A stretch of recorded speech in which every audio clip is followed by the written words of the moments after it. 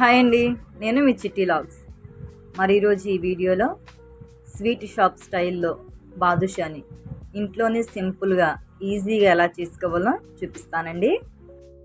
మరి ఇక్కడ నేను చెప్పే కొలతలతో మీరు ట్రై చేశారంటే చాలా బాగా కుదురుతుందండి. టేస్ట్ కూడా చాలా బాగుంటుందండి. తింటుంటే మన నోట్లో పెట్టుకుంటే కరిగిపోయేలాగా ఉంటుందండి. మరి లేట్ చేయకుండా రెసిపీని స్టార్ట్ చేద్దాం. ముందుగా నేను 2 కప్పులు మైదా పిండి తీసుకున్నానండి. 1 టీ స్పూన్ బేకింగ్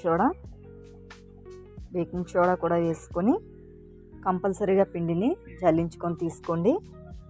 పిండిని జల్లించుకొని తీసుకోవటం వల్ల మనకి బాదుషా గుల్లగా సాఫ్ట్గా వస్తాయండి.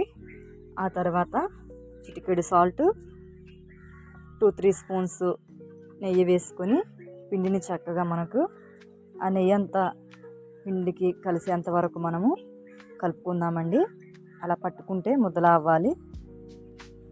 ఆ విధంగా పిండిని మనం కలుపుకున్న తర్వాత కొంచెంగా వాటర్ వేసుకొని చపాతీ ముద్దలాగా మనం కలిపి పక్కన పెట్టుకుందామండి. ఒకసారి వాటర్ వేయొద్దండి. కొంచెంగా ముద్దలా వచ్చే వరకు మనం పిండిని ఈ విధంగా కలుపుకొని వీడియో క్లిప్లో చూపిస్తున్న విధంగా కలుపుకొని మూత పెట్టుకొని 1 అవర్ మనం పక్కన పెట్టుకుందామండి. పిండి నానేలోపు మనం షుగర్ సిరప్ని ప్రిపేర్ చేసుకుందామండి.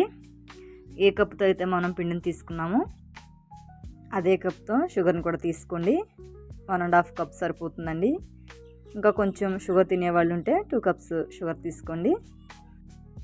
2 కప్స్ వాటర్ కూడా యాడ్ చేసుకున్న తర్వాత మనకి షుగర్ కరిగితే సరిపోతుందండి. గులాబ్ జాములకి ఈ విధంగా మనం సిరప్ని ప్రిపేర్ చేసుకుంటామో ఆ విధంగా ఉంటే సరిపోతుంది. ఆ తర్వాత 2-3 ఇలాచీలు, చిటికెడు కుంకుమ పువ్వును కూడా యాడ్ చేసుకోండి. షుగర్ సిరప్ మంచి కలర్లోకి మనకి కనిపిస్తుంది. ఇప్పుడు స్టవ్ ఆఫ్ చేసి షుగర్ సిరప్ని పక్కన పెట్టుకుందాము. మనం ముందుగా కలిపిన పిండిని కూడా తీసుకొని చూసారా చక్కగా మనకి సాఫ్ట్గా నానిపోయిందండి పిండి ముద్దలో నుంచి నిమ్మకాయ సైజ్ అంతా పిండి ముద్దను తీసుకొని రౌండ్గా మనం ఒత్తుకున్న తర్వాత ఫింగర్ని తిప్పుతూ మనము ఈ బాదుషాని ప్రిపేర్ చేసుకోవాలండి. ఆ విధంగానే పిండిని మొత్తాన్ని చిన్న ఉండలుగా చేసుకొని ఫింగర్తో తిప్పుతూ మనము బాదుషాని ప్రిపేర్ చేసుకోవాలి. అప్పుడు మనకి ఆ షుగర్ సిరప్ అనేది లోపల వరకు మనకి వెళ్ళి బాదుషా చక్కగా సాఫ్ట్గా జ్యూసీగా మనకు ఏర్పడుతుందండి. బాదుషాలన్నీ మనం చేసుకుని పక్కన పెట్టుకున్న తర్వాత డీప్ ఫ్రై చేసుకుందామండి.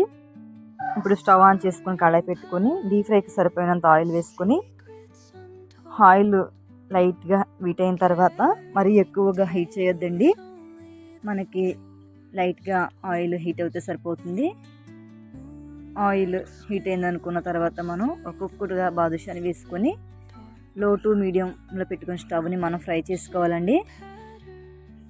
స్టవ్ని మనం మీడియంలో పెట్టుకొని ఫ్రై చేసుకుందామండి. హైలో పెడితే పైన మాడిపోతుంది, లోపల మనకి ఆ పిండి అనేది ఉడకదండి. ఈ విధంగా మనకి చక్కగా గోల్డ్ కలర్ వచ్చే వరకు మనం బాదుషాలని ఫ్రై చేసుకుందాము.